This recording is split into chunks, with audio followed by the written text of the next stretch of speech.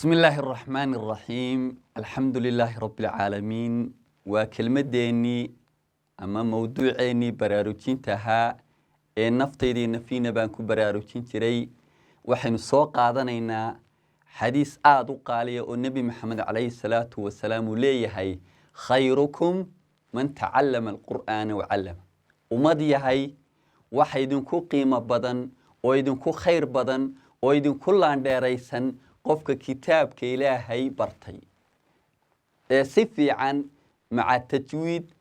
maca sawt si wanaagsan u bartay kadib markuu kitaabka ilaahay heer ka gaadho ee uu qiimo u yeelo barashadiisa uu baranayo kadibna walaalihiisa kale u gudbiya kaasa umada ugu darajo sareeyay kaasa ugu qiimo badan qofka kitaabka ilaahay baraya dadka waxa looga baahanyay inuu umada jeclaysiyo umada u dhibriyo umada ugu dadaalo umadu ma garanaysaay wanaagiisa iyo khayrkiisa uga sheekeeyo macalinka quraanku maadaamu